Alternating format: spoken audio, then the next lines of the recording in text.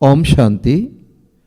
আজকে 21শে জানুয়ারি 2026-এ বাবার অমূল্য মহারত্ন আজকের মহাবাক্য শুনব।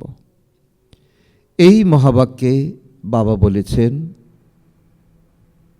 বাচ্চারা বাবাকে ধৈর্য সহকারে অ্যাকুরেট গম্ভীরতাপূর্বক স্মরণ করো, তাহলে স্মরণে স্মরণ প্রাপ্ত হবে, কারেন্ট প্রাপ্ত হবে, তোমাদের আয়ু বৃদ্ধি হবে, তোমরা হেলদি হবে, ওয়েলদি হবে। বাবা আরও বলেছেন, বাচ্চারা তোমরা যখন কর্মভোগ ভোগ করো তখন হে বাবা আমাকে কৃপা করো, আমাকে সহযোগ দাও। তো একথা বলে কখনো কর্মভোগকে কখনো কম করা যায় না, যোগবলকে বৃদ্ধি করতে হবে, তবেই কর্মভোগেও তুমি নিজেকে অটল রাখতে পারবে। বাবা আরও বলেছেন যে উচ্চ পদ প্রাপ্ত করতে হলে নিজের চলনকে শুধরাতে হবে, অধিক ইচ্ছা রাখা চলবে না, কর্ম ইন্দ্রিয়ের উপর পুরো কন্ট্রোল রাখা চাই, মাতা পিতাকে পুরো ফলো করে চলতে হবে। বাবা মা যেভাবে গাইডলাইন আমাদেরকে দিয়েছেন সেই গাইডলাইনে চলে আমরা জীবনের সঠিক লক্ষ্যে আমরা পৌঁছাতে পারব। আজকে বাবা বলেছেন, মিষ্টি বাচ্চারা, এক বাবার স্মরণে তোমাদের সুপ্রিম হতে হবে, তাই ভুল করেও অন্য কাউকে স্মরণ করো না। কোনো দেহধারীকে স্মরণ করলে কখনো তোমাদের কর্মভোগ কখনো চুক্ত হতে পারবে না, কখনো তোমাদের শক্তির বল ভরতে পারবে না, কখনো তোমাদের মুক্তি, জীবন মুক্তি প্রাপ্ত হবে না।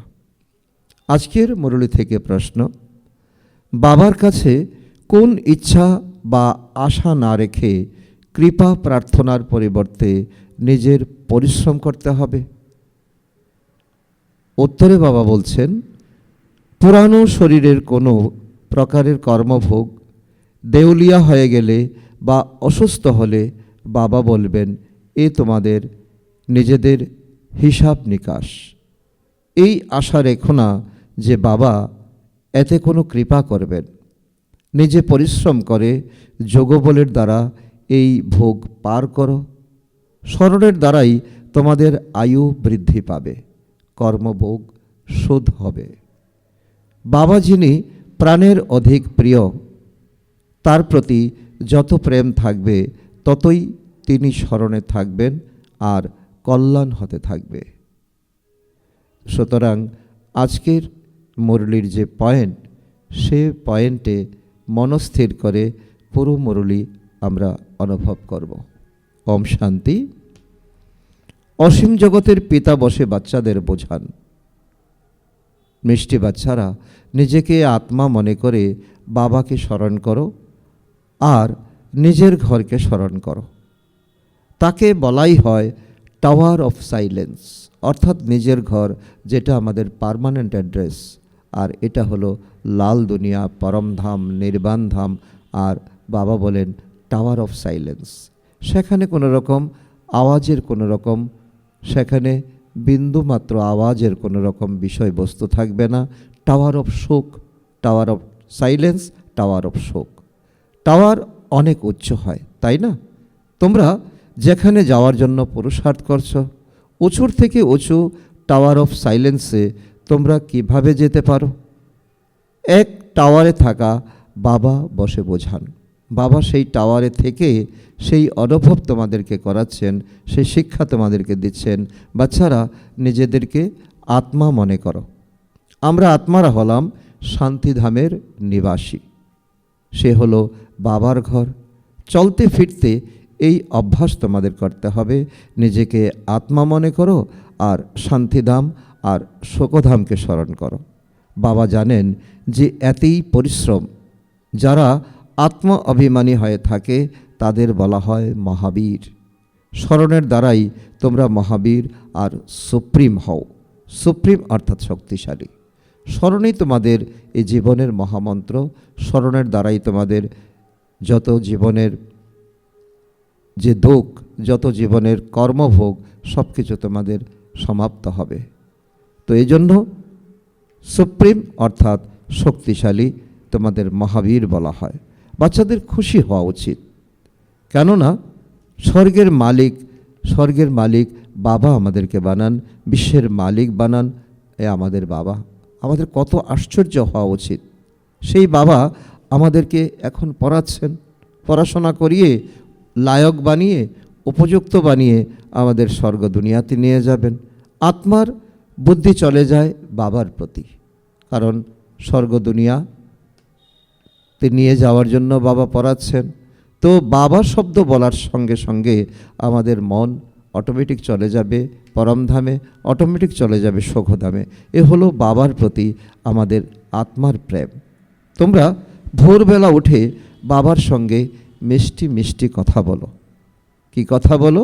বাবা, এ তো আপনার ম্যাজিক। স্বপ্নেও জানতাম না যে আপনি আমাদের স্বর্গের মালিক এভাবে বানাবেন, এত সহজ উপায়ে।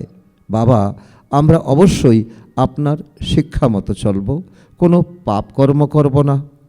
ব্রহ্মা বাবা যেমন পুরুষার্থ করেন তেমনি বাচ্চাদেরকে শোনান। ব্রহ্মা বাবা এইভাবে মিষ্টি মিষ্টিভাবে শিব বাবার সঙ্গে কথা বলেন।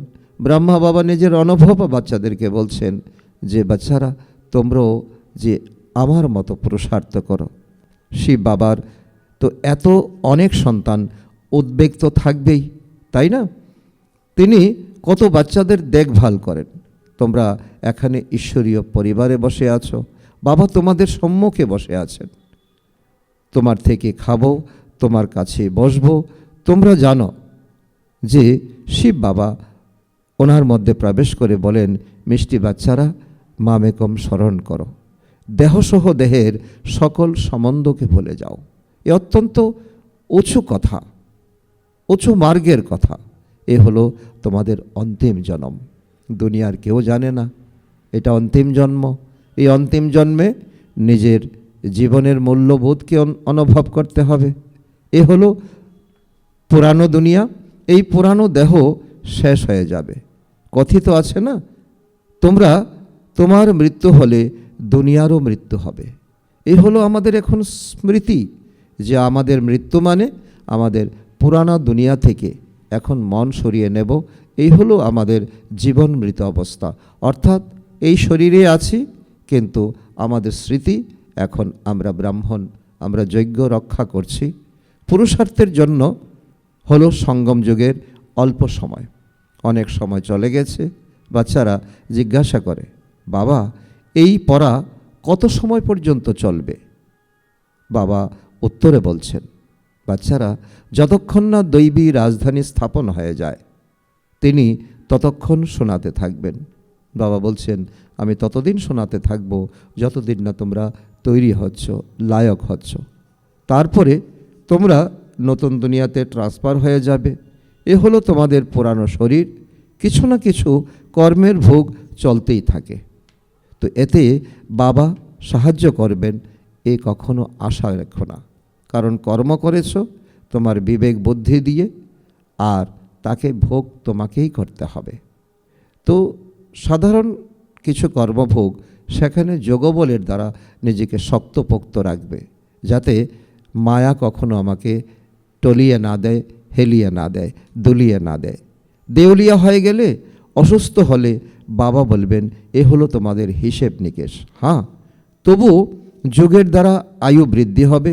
তোমরা নিজের পরিশ্রম করো, কৃপা প্রার্থনা করো না, কারণ কৃপা ভক্তরাই বলে।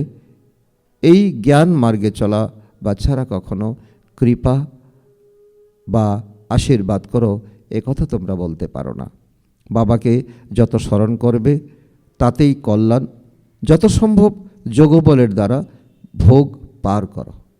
যোগবলের দ্বারাই তোমার শক্তি বৃদ্ধি হবে, মহাবীর হবে। তো এমন তো কেউ থাকে, আমাকে চোখের পলকে রাখো, প্রিয় জিনিসকে নূর রত্ন প্রাণ প্রিয় বলা হয়, তাই না? এই বাবা তো খুবই প্রিয়, কিন্তু তিনি হলেন গুপ্ত। তার প্রতি প্রেম এমন হওয়া উচিত যে সে কথা আর জিজ্ঞাসা করো না। বাচ্চাদের তো বাবা চোখের পলকে লুকিয়ে রাখেন, পলক না থাকলে দৃষ্টিও থাকবে না। একথা তো বুদ্ধিতে স্মরণ রাখা উচিত। বাবা আমাদের কত আদর করছেন, কত আমাদেরকে ভালোবাসছেন। মোস্ট বিলেভেড অর্থাৎ অতি প্রিয় নিরাকার বাবা আমাদেরকে পড়াচ্ছেন। তিনি হলেন জ্ঞানের সাগর, সুখের সাগর, প্রেমের সাগর। এমন প্রিয়, এমন অতি প্রিয় বাবার প্রতি কত প্রেম থাকা উচিত। নিজেকে জিজ্ঞাসা করা উচিত, আমার বাবার প্রতি প্রেম কতটা, কতটা আমার উদ্বেলতা। তিনি বাচ্চাদের কত নিষ্কাম সেবা করেন। পতিত শরীরে এসে তিনি তোমাদের মতো বাচ্চাদের হিরে তুল্য তৈরি করেন। এই সঙ্গম যুগে আমাদের হিরে তুল্য জন্ম, কত মিষ্টি বাবা। তাই বাচ্চাদেরও এমন মিষ্টি হতে হবে, কত নিরহংকার হয়ে তিনি বাচ্চাদের সেবা করেন। তাই বাচ্চারা তোমাদেরও এমনভাবে সেবা করা উচিত, তোমাদের শ্রীমতে চলা উচিত। কোথাও নিজের মত প্রদর্শন করলে ভাগ্যে গণ্ডি টানা হয়ে যাবে। নিজের মত কখনো টানবে না, না পরমত, না মনমত, না গুরুমত, কোনো মত টানবে না। এক ঈশ্বরীয় মতেই চলবে। এই মতই তোমাকে একেবারে লক্ষ্যবস্তুতে নিয়ে যাবে। তোমরা ব্রাহ্মণ হলে ঈশ্বরীয় সন্তান, তোমরা ব্রহ্মার সন্তান, ভাই বোন, ঈশ্বরের পুত্র পত্রী। কত সুন্দর সম্পর্ক আমাদের। তো এইভাবে যদি আমাদের মনকে আমরা ঘোরাতে থাকি, চিন্তনকে ঘোরাতে থাকি, তাহলে এই লৌকিক দুনিয়ায়, নোংরা দুনিয়ার প্রতি আমাদের কোনো রকম মনোবৃত্তি যাবে না। তোমরা তার থেকে উত্তরাধিকার গ্রহণ করছো। তোমরা যত পুরুষার্থ করবে তত উচ্চ পদ প্রাপ্ত করবে। এতে সাক্ষী থাকারও খুব অভ্যাসের প্রয়োজন। সাক্ষী দ্রষ্টা স্থিতি, এই সময় সাক্ষী দ্রষ্টা স্থিতি দিয়ে তুমি এখন তোমার অভ্যাসকে সাক্ষী দ্রষ্টার স্থিতিতে স্থিত করাও। বাবা বলেন, মিষ্টি বাচ্চারা, হে আত্মারা, মামেকম স্মরণ করো। ভুল করেও বাবা ব্যতীত অন্য কাউকে স্মরণ করো না।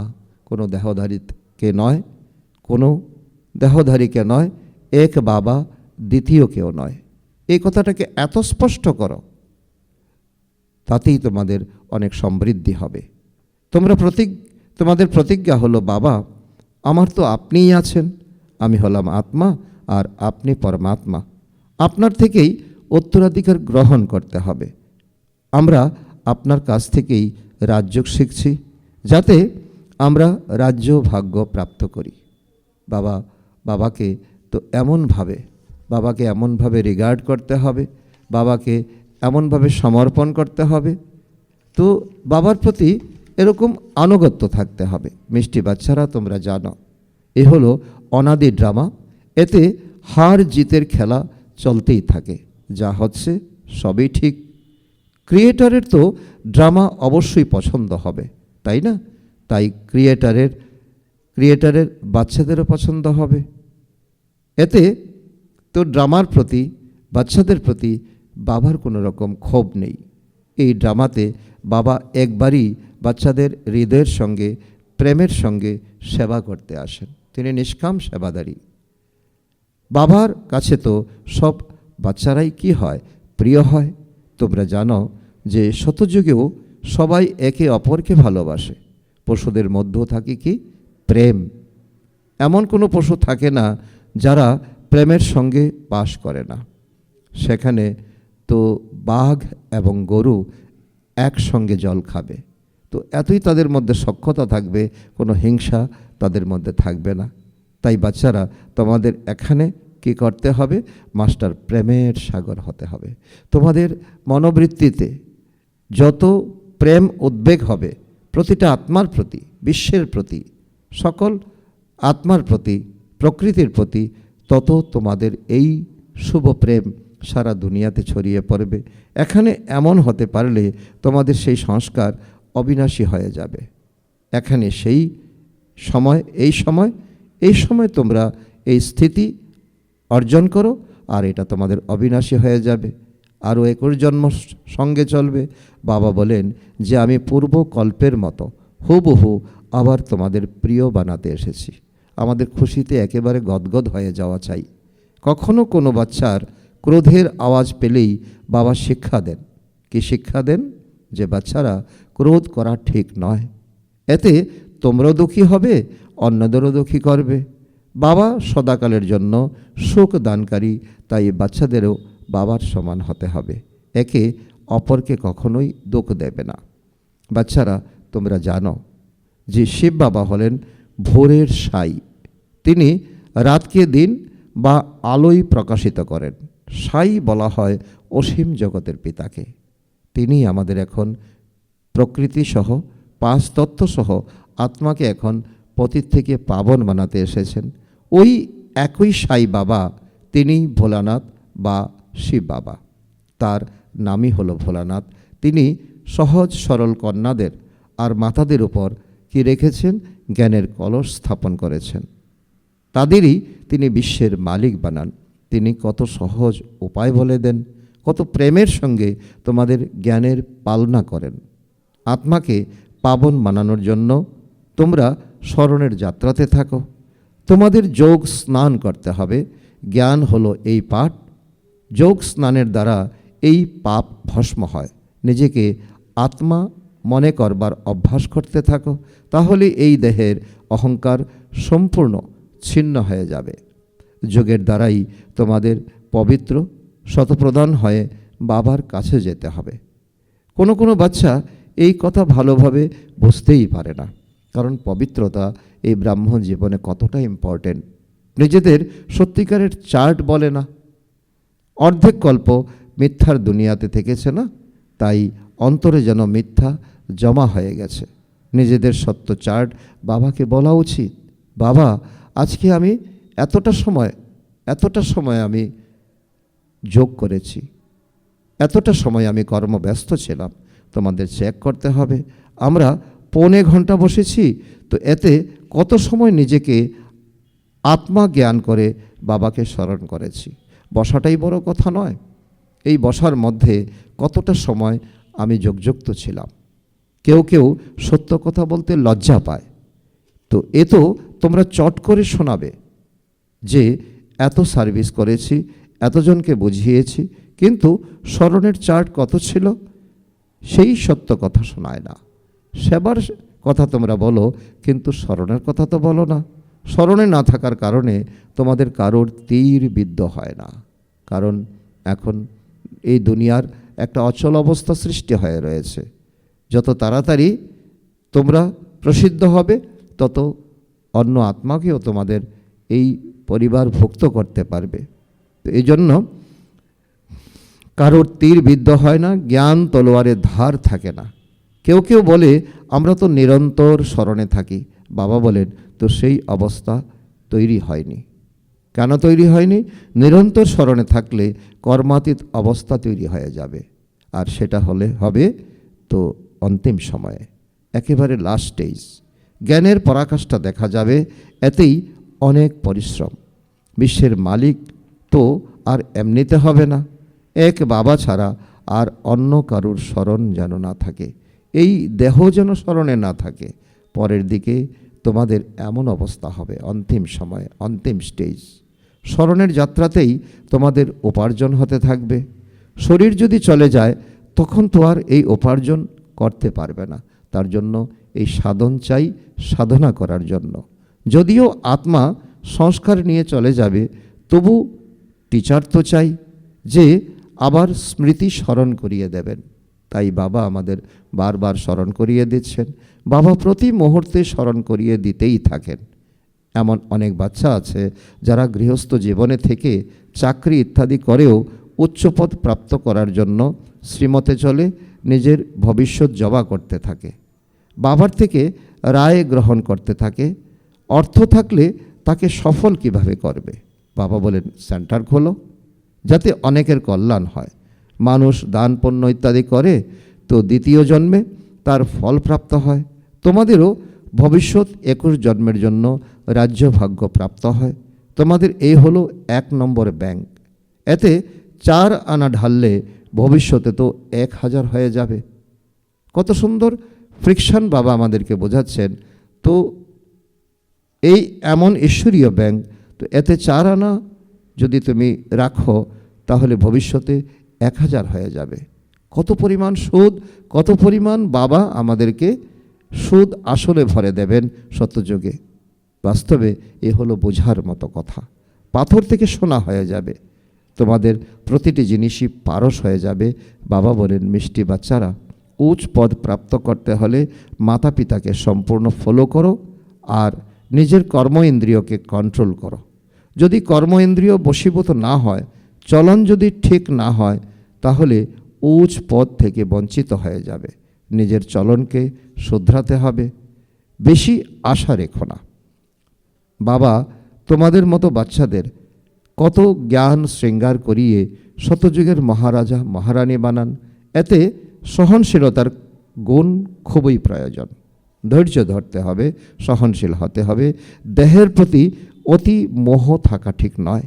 যোগবলের দ্বারাই পার করতে হবে। বাবার অনেক কাশি ইত্যাদি হয়, তবু সর্বদা সার্ভিসে তৎপর থাকেন ব্রহ্মা বাবা।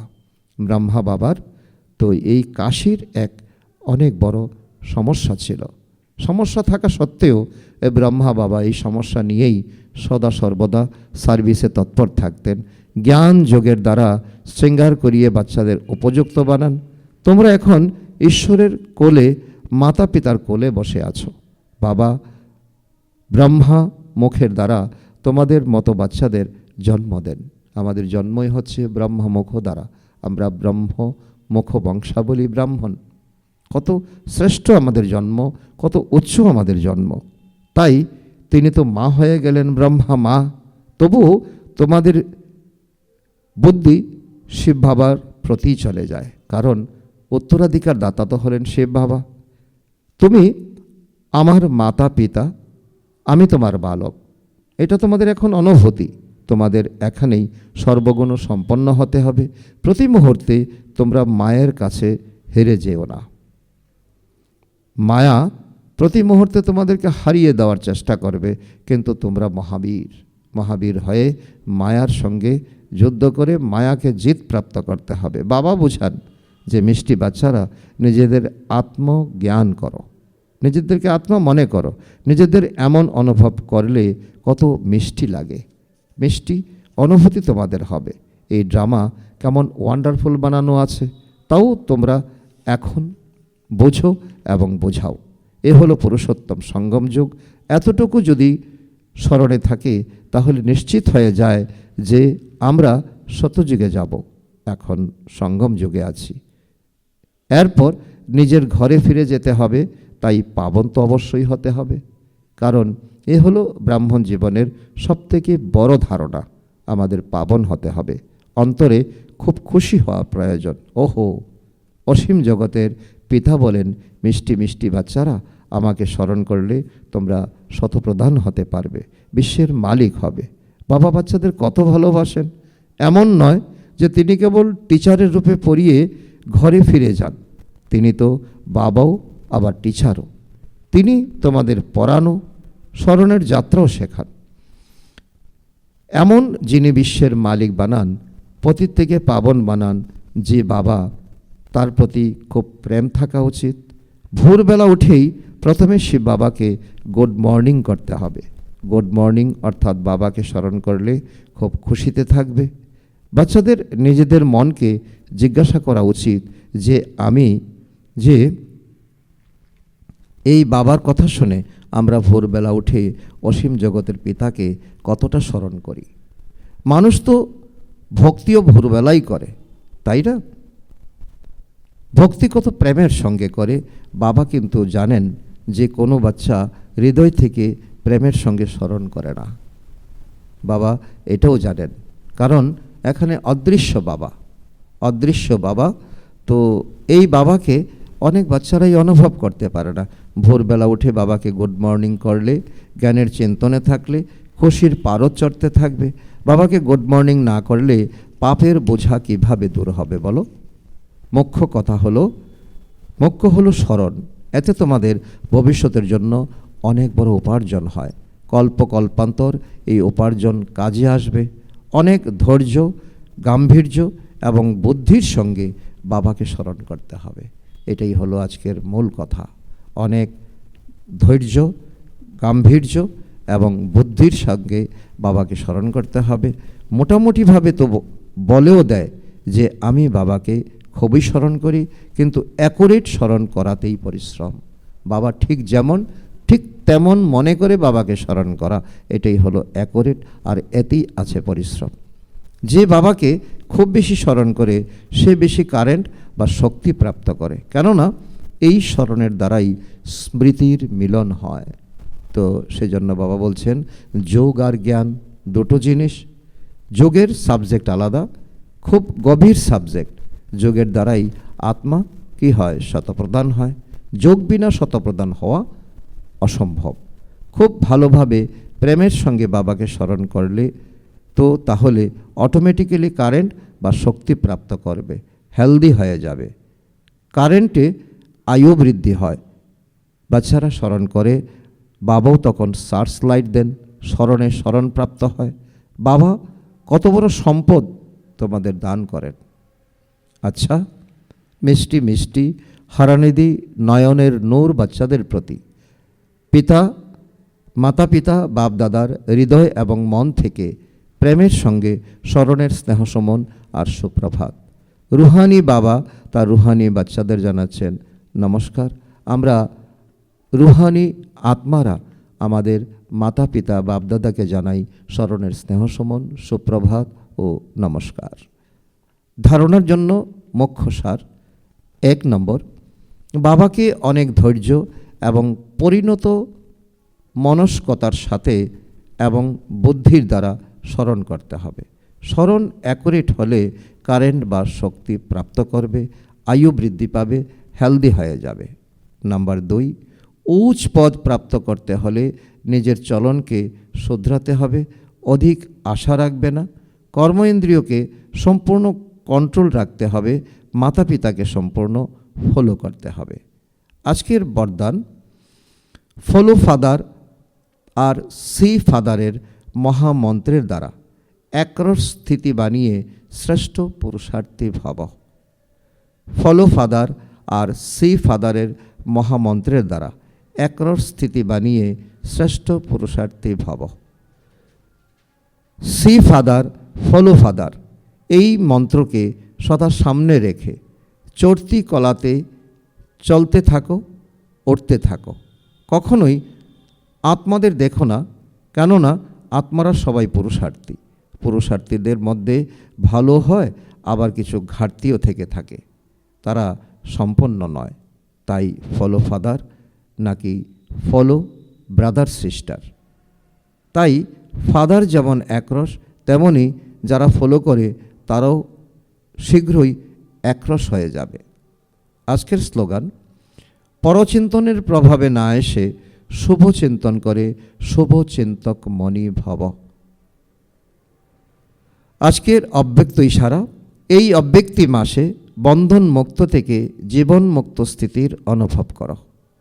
আজকের অন্তর্গত: যেমন অন্য স্থূল বস্তু যখন চাওয়া তখনই গ্রহণ করতে পারো, আবার যখন চাও তখন ত্যাগ করতে পারো, তেমনি দেহভূতকে যখন চাও তখন ত্যাগ করে দেহি অভিমানী হয়ে যাও। এই প্র্যাকটিস যেন এমনই সরল হয় যেমন কোনো স্থূল বস্তু সহজ হয়। রচয়িতা যখন চায় তখনই যেন রচনার আধার নেয়, আবার যখন চাইবে তখনই রচনার আধার ত্যাগ করবে। যখন চাইবে তখন পৃথক, আবার যখন চাইবে তখন প্রিয় হয়ে যাবে, ন্যায়ারা পেয়ারা, এমনই বন্ধন মুক্ত। আচ্ছা, ওম শান্তি, ওম শান্তি।